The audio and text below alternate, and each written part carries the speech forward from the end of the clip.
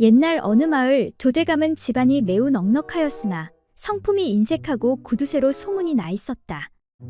어느 날 조대감은 자신이 죽고 나면 아들들이 장례 비용을 너무 많이 쓰지 않을까 고민이 되었는데, 그리하여 세 아들을 차례로 불러 묻기로 하는데, 먼저 첫째 아들을 불러 묻는데, 그래, 내 생각에는 내가 죽었을 때 장례 비용이 얼마나 들 것으로 생각되느냐? 잘 계산하여 말해보거라. 예, 아버님, 제 생각에는 수이며 상복이며 관에 드는 비용, 산소를 마련한 봉분을 짓는 비용 등을 모두 합하여 적어도 3,400냥은 소요될 것으로 생각됩니다. 뭐라고 그렇게 많은 돈을 써? 너는 집안을 망칠 놈이로다. 이런 어리석은 놈. 다음으로 둘째를 불러 묻는데, 제 생각으로는 사람이 한 번 죽는다는 것은 흙으로 돌아가는 일이오니 여러 가지 치장 같은 것은 필요하지 않다고 생각합니다. 다만 몇 필의 포목과 얇은 나무 판자가 있으면 되기에 많아야 4, 50냥 정도면 될 것으로 생각됩니다. 그래, 너는 조금 낫구나. 허나 그걸로는 안 되느니라. 더 절약해야 하느니라. 마지막으로 막내 아들을 불러 묻는데, 제 생각으로는 비용이 들기보다는 잘하면 얼마 안에 돈을 벌게 될 것 같습니다. 이에 조대감은 귀가 솔깃하여 묻는데, 아니, 그게 무슨 소리냐? 너에게 무슨 좋은 계획이 있는지 한번 말해보거라. 예, 아버지. 저는 아버지 몸을 깨끗하게 씻어 푹 삶아 시장에 내다 팔 생각입니다. 그러면 장례 비용도 들지 않고 오히려 고기값으로 몇 냥의 돈을 벌게 될 것으로 생각됩니다. 하니 조대감이 기뻐하며, 그래, 내 생각이 가장 합당한 생각이로구나. 그리고 시장에 내다 팔 때는 절대 외상으로 주는 일이 없도록 해야 한다. 알겠지? 그러자 옆에서 듣고 있던 조대감의 부인이, 얘야, 팔 때 절대 돼지고기라고 하면 안 돼. 무조건 소고기라 해야 한다. 이 이야기를 전해 들은 마을 사람들은 놀라 모두 혀를 내둘렀다고 한다.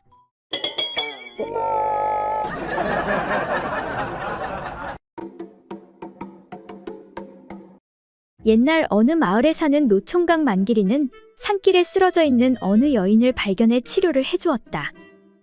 그런데 그 여인은 예전 기억을 잃고 갈 곳이 없어 만길이에게 몸과 마음을 맡겼고, 심성이 곱고 부지런한 아내와 만길이는 행복한 하루하루를 보내고 있었다.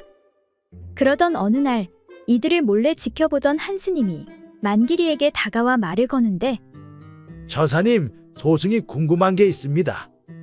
네, 스님. 무슨 일이신지요? 저 여인과 어떤 사이십니까?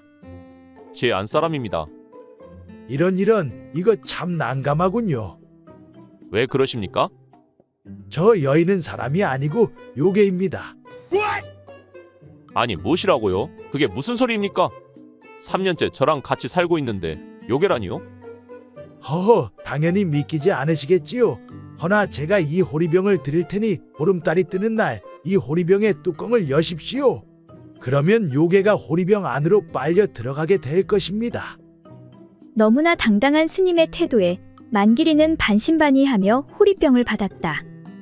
그리고 보름달이 뜬 어느 밤, 만길이는 아내에게 말을 거는데, 임자, 내 물음에 솔직하게 한번 말해보구려. 네, 서방님, 말씀하시지요. 내가 어느 스님에게 괴상한 소리를 들었소. 임자가 사람이 아니라 요괴라고 하더이다. 그게 사실이오.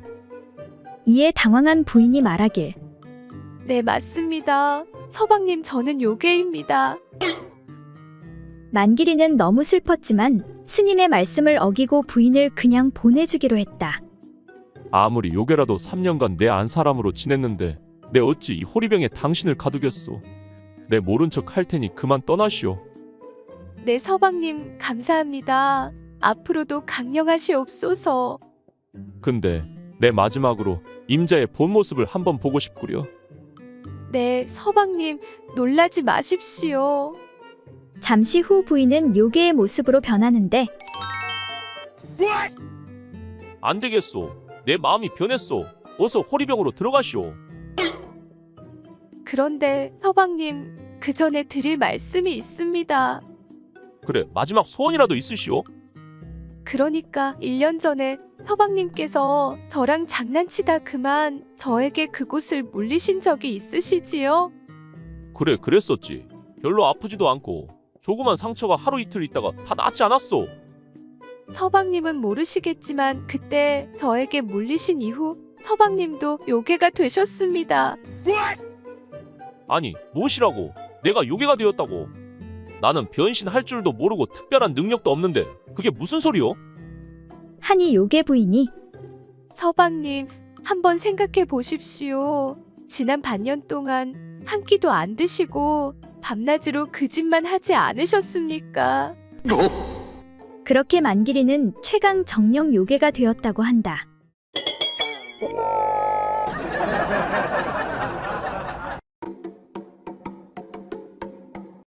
옛날 어느 고을에 머슴 사는 덕세가 정력이 강해 많은 여인네들을 유혹해 정을 통하곤 했다. 그런데 이웃 동네에 사는 옹심이 역시 욕정이 넘쳐 정력이 강한 남자를 만나고 싶어 했다. 하루는 그 여인의 이야기를 들은 덕세가 여러 사람들을 통해 교섭해 어느 날 산속 계곡에서 만나기로 약속하였다. 반갑소. 내가 바로 덕세요. 옹심이라 하옵니다. 두 사람이 만나 으슥한 골짜기로 돌아 들어가니 널따란 바위가 있어서 두 사람이 충분히 누울 만큼 넓었다. 게다가 봄철의 따뜻한 햇볕 또한 잘 비치니 애정놀이 하기에는 더할 수 없이 좋은 곳이었다. 이 좋은 바위를 만난 건 우리 두 사람에게 정말 행운이요. 이렇게 좋은 장소를 얻기란 결코 쉬운 일이 아니지. 그럼요. 이렇게 놀기 좋은 곳이 어디 그리 많겠습니까?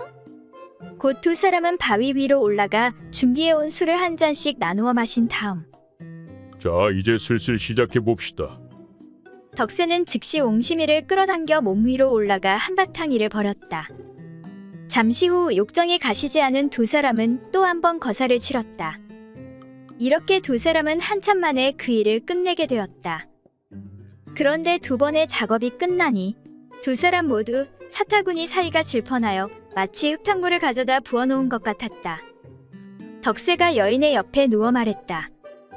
우리들의 그곳이 질펀하여 다 마르려면 시간이 걸릴 것 같구려. 그러니 이대로 반드시 누워 다리를 벌리고 젖은 부분을 햇볕에 말리도록 합시다. 그 다음에 마지막으로 한 번 더 재미있는 결합을 한 후에 집에 가는 것이 좋지 않겠소? 예, 저도 원하는 바입니다. 그렇게 하도록 하시지요. 이렇게 하여 두 사람은 나란히 누운 채 두 다리를 최대한 벌려서 젖은 사타구니 사이를 햇볕에 내놓고 말렸다. 그런데 여인은 별로 재미가 없어 아래가 촉촉한 상태에서 한 번 더 몸을 맞대고 싶었다. 이보시오. 내 것은 벌써 다 마른 것 같은데 어서 한 번 더 하고 가도록 합시다. 그러나 덕세는 너무 힘을 쏟았기에 좀 더 푹 쉬고 싶었다. 기다리시오. 내 것은 아직 좀 더 말려야 한단 말이오. 그러자 여인은 슬그머니 화가 나서 물었다. 아니, 내 것은 깊숙한데도 다 말랐는데 당신 것은 툭 튀어나왔으면서도 아직도 덜 말랐다는 것은 무슨 까닭이요? 이에 덕세가 말했다. 아, 그것은 다 이유가 있소이다. 당신 것은 쪼개져 있어 빨리 마르지만 내 것은 통째로 말리니 더 오래 걸리는 것이 아니오.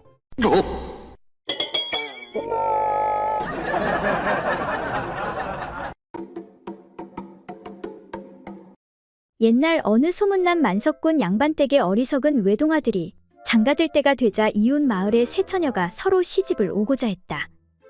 그런데 세 명 모두 가문이나 바느질 솜씨, 용모, 예절 등이 한결같아 며느리감으로 가려내기가 여간 어려웠다. 마침내 양반은 지혜를 가늠하기 위해서 세 처녀를 한자리에 불러 모아놓고 수수께끼를 냈다. 여자는 남자와 달라 입이 둘이 있느니라.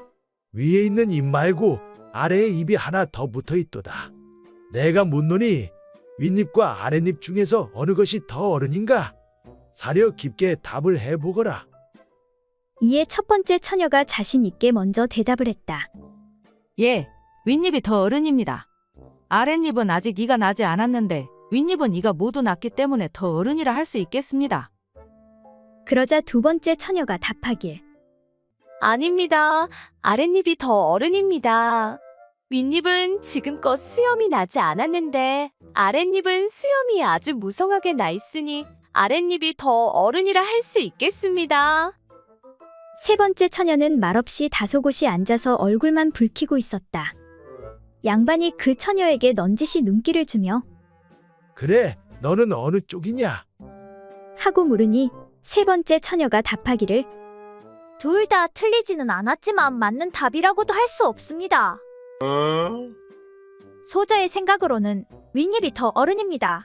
왜냐하면 아랫입은 평생 아기처럼 물려주는 젖만 빨아먹는데 윗입은 스스로 밥도 먹고 과일도 먹고 못 먹는 게 없으니 윗입이 더 어른이라 할 수 있기 때문입니다.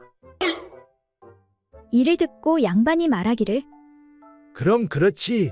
내 말이 옳도다. 음양의 이치를 제대로 아는 걸 보니 한지아비의 아내 노릇을 충분히 할 자격이 있도다. 하고는 무릎을 탁 쳤다.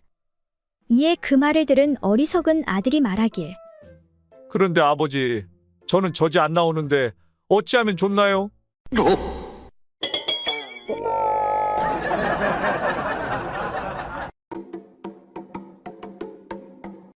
옛날 어느 마을에 흥부라는 사내가 늦은 나이에 어렵게 아들 하나를 얻게 되었다. 그는 하나밖에 없는 아들을 애지중지하며 키웠는데 아들에게는 큰 문제가 하나 있었다. 아들아, 오늘도 글 공부를 열심히 하였느냐? 예, 아버지. 오늘도 피똥 싸게 열심히 공부했습니다.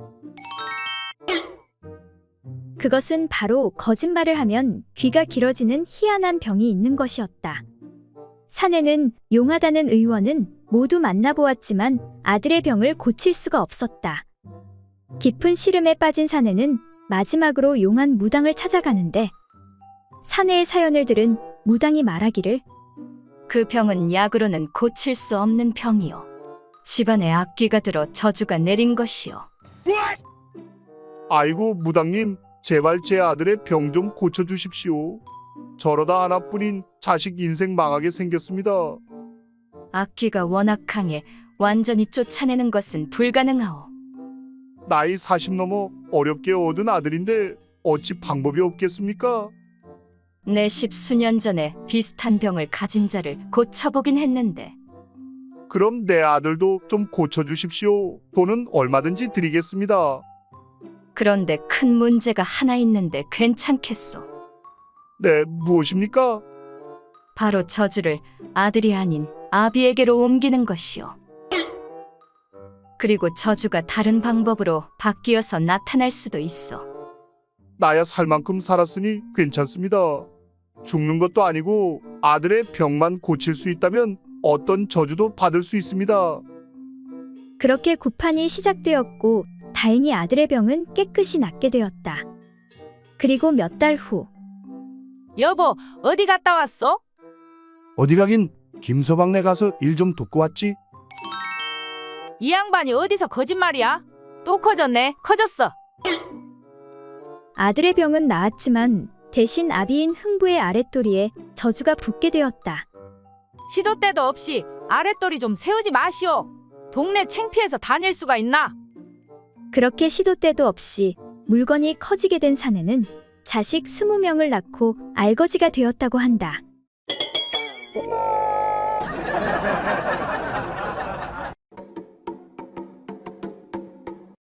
옛날 어떤 부잣집의 어린 과부가 아이도 없이 유모와 같이 살면서 언제나 유모와 함께 밤을 지내었다. 그런데 어느 날 유모가 병고로 인하여 급히 자기 집으로 가게 되었다. 아씨, 하루 이틀 안에 돌아올 터이니 이웃집 여인에게 집 지킬 사람을 부탁해 보세요. 그래서 어린 과부가 이웃집 여인에게 유모가 출타하여 집에 혼자 있기가 무서우니 아주머니 댁에 머슴 돌쇠를 보내주시면 저녁을 잘 대접하겠으니 집을 지키게 해주십시오. 이에 이웃집 여인은 그것을 허락하여 곧 돌쇠를 보내었다. 돌쇠는 그때 나이가 18이었으나 우둔하고 지각이 없었다. 이런 진수성찬을 주시니 정말 감사합니다, 아씨. 과부에게 저녁 대접을 잘 받은 돌쇠는 윗방에서 코를 골며 잠을 잤다. 그런데 아직까지 여자를 모르는 그의 순수한 물건이 빳빳이 일어나 바지가랑이를 쳐들고 있었다. 돌쇠의 코 고는 소리에 잠을 못 이루던 과부가 그것을 엿보게 되었다. 그러자 갑자기 음심이 발동하게 되어 조용히 돌쇠의 바지를 내리고 자기의 몸으로 그것을 덮어 씌워 꽂아 넣고는 진퇴를 계속하여 그 흥이 극도에 달하자 음수를 흠뻑 배설하고는 조용히 돌쇠의 바지를 도로 올리고 자기 방으로 돌아가 잠을 청하였다. 이튿날 저녁 과부가 다시 돌쇠를 보내주기를 청하자 이웃집 여인은 머슴 돌쇠를 불러서 뒷집 아씨댁에는 음식도 많고 그릇도 많고 옷도 많으니 내가 오늘 밤 또 그 집에 갔다 오는 것이 좋겠다. 라고 하자 돌쇠가 마님, 싫습니다요. 그 집엔 그릇은 많이 있지만 요강이 없었습니다요. 아니, 그 부잣집에 요강이 없다니 그게 무슨 소리냐? 하고 책망하자 돌쇠가 다시 말하길 요강이 없기 때문에 어제 밤에 아씨가 저의 바지를 내리고 제 물건에다 대고 오줌을 싸버려 다 젖었습니다요. 오늘 밤도 내 배 위에다 오줌을 누면 어떻게 하나요? 라고 대답하니 그 말에 괘씸한 마음이 든 이웃집 여인은 돌쇠 대신 늙은 행랑아범을 보내었다. 이에 과부가 행랑아범에게 아니, 늙은 행랑아범이 절 어떻게 지킬 수 있나요?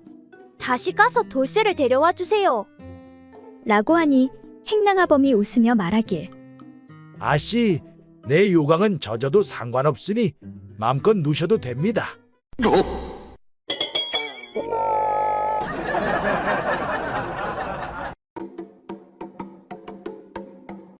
마을에서 별로 멀지 않은 어느 절 뒷마당에 감나무 한 그루가 있는데 가을이 되자 주렁주렁 매달린 감이 탐스럽게 익었다.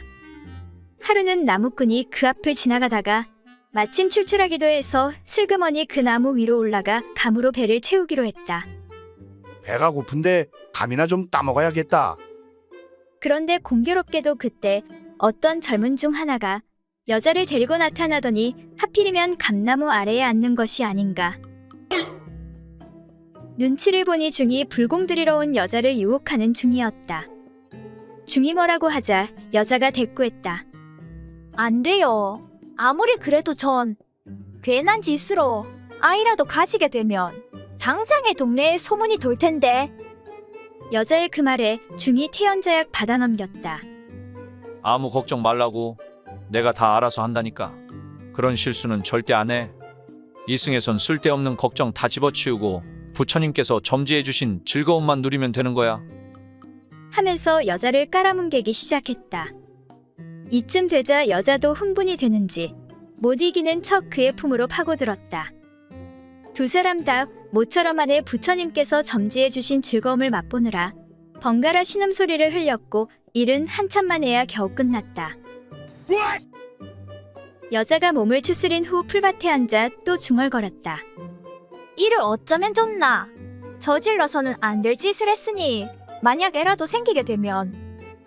중이 이번에도 혀를 찼다. 또 그 쓸데없는 걱정. 안심하래도 그러네. 만약 일이 잘못돼 애가 생긴다고 해도 위에서 내려다보고 계시는 분께서 다 뒤처리를 해주실 텐데 뭘.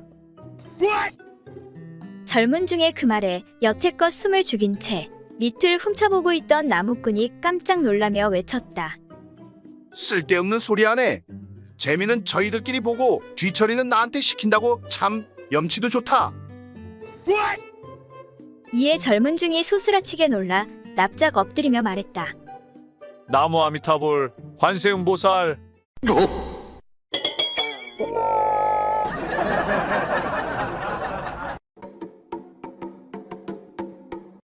옛날 어느 마을에 한 남자가 사나운 마누라를 몹시 두려워했다. 그래서 무슨 일이든지 마누라에게 허락을 받아야 했고 마누라가 두 눈만 부릅떠도 부들부들 떨었다. 여보, 내가 아까 말한 장작은 다 패였어? 아니, 너무 많아서 아직 다 못했소. 아니, 그게 얼마나 된다고 아직도 못했다는 거요? 당신이 할 줄 아는 게 도대체 뭐요? 부인은 매번 아주 작은 일에도 남편의 콧등에 대고 손가락질을 하며 마구 욕을 퍼부어 대기 일쑤였다. 어느 날 밤일을 하던 남편이 제대로 하지 못하자 아내가 또 욕을 퍼붓기 시작했다. 이 인간아, 당신은 도대체 할 줄 아는 것이 뭐여? 필요도 없는 것이기 달고 다니지 말고 그만 떼버리시오. 이에 참다 못한 남편이 드디어 폭발하고 말았다. 아니, 이놈의 여편네가 하늘 같은 남편 알기를 어떻게 아는 거야? 하고는 밖으로 나가 본때를 보일 생각으로 나무 몽둥이를 들고 달려들었다. 그래, 오늘 너 죽고 나 죽자. 이 나쁜 여편네야. 그러자 마누라가 즐겁을 하며 달아나기 시작했다. 남편은 뒤쫓아가면서 소리를 마구 질러댔다. 이놈의 여편네야, 어디 한번 잡히기만 해봐라. 아주 다리 몽둥이를 그냥. 이때 느닷없이 도망가던 마누라가 획 돌아서더니 옆구리에 손을 얹고 눈을 부릅뜨며 말했다. 그래, 당신은 어쩔 셈이야? 설마 그 몽둥이로 나를 때리기라도 하겠다는 것이오? 라고 하며 분노가 절정에 다다른 아내가 무섭게 남편을 노려보았다. 이에 정신이 돌아온 남편은 즐겁한 나머지 꿇어앉아 몽둥이를 제깍 마누라에게 넘겨주며 말했다. 여보, 내가 잘못했소. 내가 정신이 약간 나간 것 같소. 그러니 그 몽둥이로 날 때려주시오.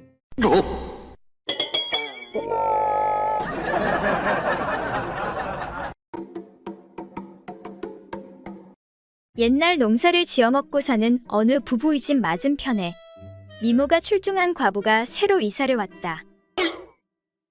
그런데 은근히 과부에게 흑심을 품게 된 남편은 뭔가를 빌리러 가는 척하고는 수시로 그 과부 집을 들락거리는 것이었다.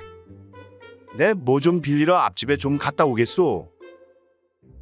그런데 누가 보기에도 물건을 빌리러 가는 사람치고는 필요 이상으로 오래 머물곤 하였다. 그러던 어느 날 아차차, 내 정신 좀 봐라. 오늘도 앞집에 뭐 좀 빌리러 갔다 오겠소. 남편은 뭔가를 빌려온다고 과부 집으로 가서는 한참이 지나도록 돌아오지 않았다. 아니, 이 양반이 도대체 왜 안 오는 거야? 평소 남편의 행동에 의문을 품고 있던 농부의 아내는 조바심을 견디다 못해 과부의 집을 찾아갔다. 아내 누구 계시오? 농부의 아내가 부르자 과부는 한참이 지나서야 옷매무새를 고치며 나오는 것이었다. 농부의 아내가 물었다. 저 혹시 우리 집 양반이 뭘 빌린다고 이 댁에 오지 않았나요? 네, 오셨습니다. 농부의 아내가 의아해하며 물었다. 그런데 어딨어요? 대체 뭘 빌리기에 이렇게 오래 걸리는 거예요? 그러자 과부는 천연덕스런 표정으로 이렇게 대꾸하는 것이었다.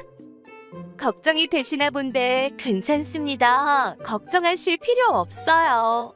잠깐 뭘 빌리러 왔는데 도중에 이렇게 군일이 생기게 되면 시간이 좀 지체될 뿐이지요. 군일이라뇨? 과부가 살짝 눈웃음을 치며 대꾸했다. 저희 집 안방에서 고민을 좀 하고 있는 거죠. 오늘은 뭘 빌려갈까 하고요.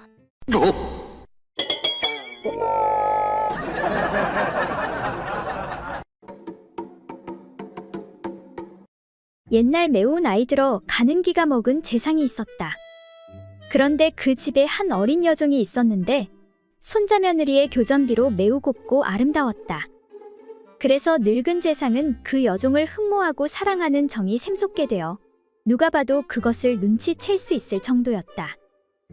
아들 내외가 이를 알고서 부친께서 그 여종만 보면 그와 같이 귀여워하고 사랑하시니 그 아이로 하여금 하룻밤 수청을 들게 하여 위로해 드리는 것도 효성을 다하는 길이 아니겠소? 하고 상의한 뒤 그 여종에게 분부하여 너는 오늘 저녁에 대감마님을 모시고 수청을 들도록 하여라. 하고 깨끗이 목욕시켜 방 안에 들게 하였다. 그날 밤 아들과 손자가 늙은 재상을 걱정하여 방 안 동정을 살피고 있었다. 하지만 재상의 물건이 서지 않고 물러서 도무지 일이 진행되지 않았다. 재상이 힘을 주며 말했다.